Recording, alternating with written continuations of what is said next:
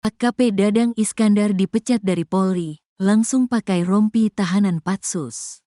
Mantan Kabak Ops Polres Solok Selatan AKP Dadang Iskandar dijatuhi sanksi pemberhentian tidak dengan hormat, PTDH, sebagai anggota Polri dalam sidang kode etik di Mabes Polri, Jakarta Selatan, Selasa, tanggal 26 November tahun 2024, malam. Pemecatan AKP Dadang sebagai polisi ini terkait pelanggaran berat dalam kasus penembakan terhadap Kasat Reskrim Polres Solok Selatan Kompol Anumerta Ulil Rianto Ansari. Kadif Humas Polri Irjen Pol Sandi Nugroho menuturkan pelaksanaan sidang berjalan dengan aman dan tertib, lancar, dan tidak ada kendala suatu apapun. Dengan terduga pelanggar yang melakukan penembakan terhadap korban dan mengibatkan korban meninggal dunia. Untuk motif, saat ini masih dalam pendalaman karena fungsi reskrim juga sedang berjalan prosesnya. Untuk sidang hari ini adalah sidang kodetiknya, ucap Sandi kepada wartawan di lobi NTCC, Mabes Polri. Adapun pasal yang dipersangkakan adalah pasal 13 ayat 1 Peraturan Pemerintah Nomor 1 Tahun 2023 tentang pemberhentian anggota Polri. Kemudian pasal 5 ayat 1 huruf B Perpol nomor 7 tahun 2022 tentang Kode Etik Profesi dan Komisi Kode Etik Polri. Kemudian pasal 5 ayat 1 huruf L Perpol nomor 7 tahun 2022 tentang Kode Etik Profesi dan Komisi Kode Etik Polri. Keempat, pasal 8 huruf C angka 1, Perpol nomor 7 tahun 2022 tentang Kode Etik Profesi Polri dan Komisi Kode Etik Polri. Pasal 10, ayat 1, huruf D, Perpol nomor 7, tahun 2022 tentang Kode Etik Profesi Polri dan Komisi Kode Etik Polri. Keenam, pasal 13, huruf N, Perpol nomor 7, tahun 2022 tentang Kode Etik Profesi Polri dan Komisi Kode Etik Polri memutuskan sidang KKEP dengan sanksi etika yaitu perilaku pelanggar dinyatakan sebagai perbuatan tercela. Yang kedua, sanksi administratif berupa pemberhentian tidak dengan hormat atau PTDH sebagai anggota Polri, terang Sandi.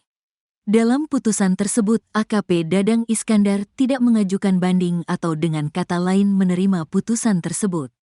Kepolisian belum dapat menyampaikan apakah AKP Dadang Iskandar ke depan akan ditempatkan di Patsus Div Propam Polri atau di Bid Propam Polda Sumatera Barat.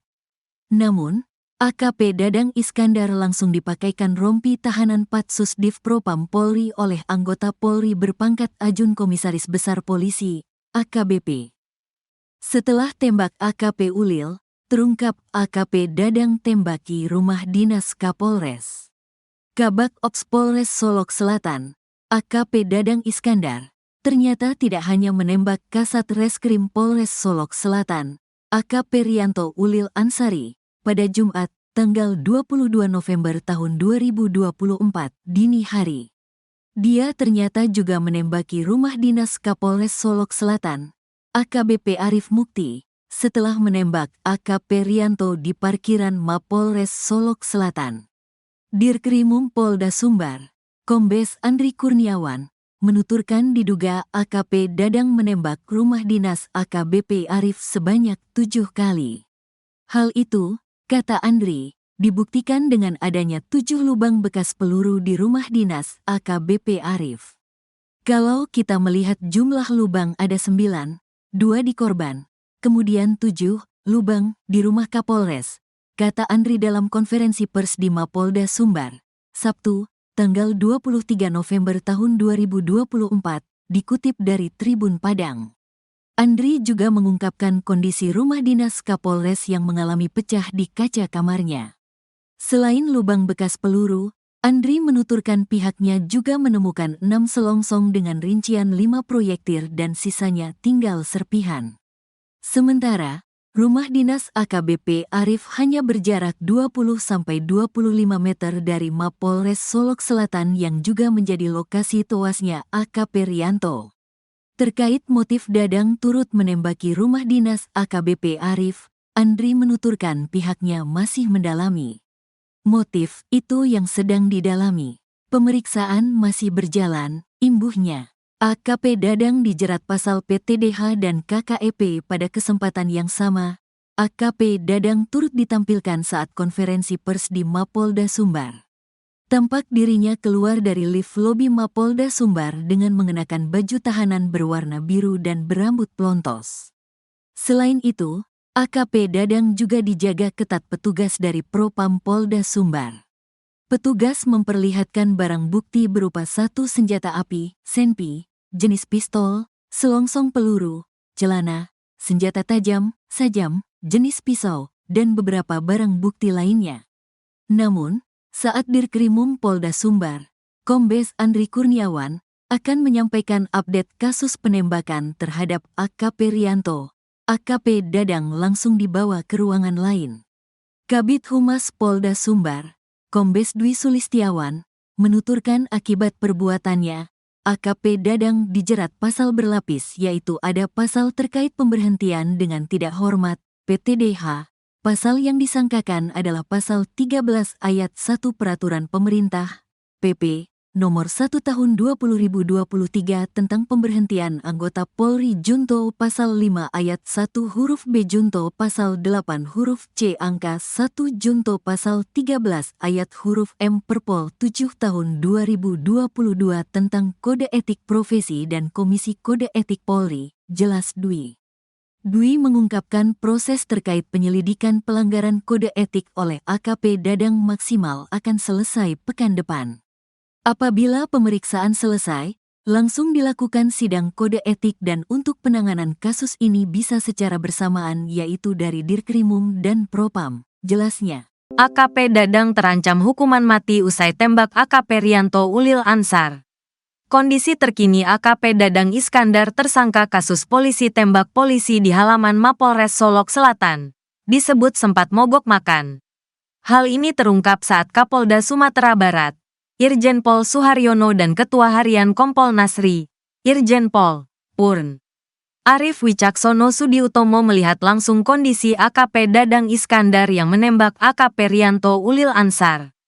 Kapolda Sumatera Barat, Irjen Pol Suharyono mengatakan, tersangka AKP Dadang Iskandar sempat tidak mau makan. Untuk tersangka kondisinya, ya kalau kemarin saja, makan saja tidak mau. Baru tadi pagi saya paksakan, dan baru mau makan, ujar Irjen Pol Suharyono. Ia mengatakan bahwa telah bertemu dengan tersangka secara langsung menanyakan apakah sudah makan atau belum. Tersangka menjawab pertanyaan Kapolda Sumbar bahwa dirinya sudah makan. Berarti dia, tersangka, baru mulai mau makan hari ini. Kemarin saya tanya belum mau makan, ujarnya. Arif berencana akan mengecek tempat kejadian perkara, TKP. Polisi tembak polisi di Mapolres Solok Selatan Provinsi Sumatera Barat, Sumbar, hari ini. Pihaknya perlu melihat situasi dan kondisi tempat tersangka AKP Dadang Iskandar menembak korban AKP Rianto Ulil Ansar yang diketahui terjadi di halaman parkir Mapolres Solok Selatan. Kami juga berkepentingan untuk melihat langsung bagaimana kondisi di TKP. Malam hari kami ingin melihat seperti apa situasinya, kata Arif. Pihak Kompolnas juga akan mengecek rumah dinas Kapolres Solok Selatan AKBP Arif Mukti yang juga ditembaki tersangka. Katanya sempat menembaki rumah dinas Kapolres. Kami ingin melihat itu, ujarnya. Dilansir tribunpadang.com, akibat membunuh AKP Rianto Ulil Ansar, kini AKP Dadang Iskandar terancam hukuman mati.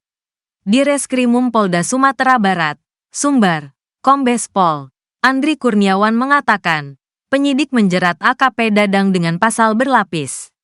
Ia disangkakan dengan pasal pembunuhan berencana, yaitu pasal 340 KUHP, subsidiar pasal 338 KUHP, pembunuhan, dan subsidiar pasal 351 ayat 3, tentang penganiayaan berat.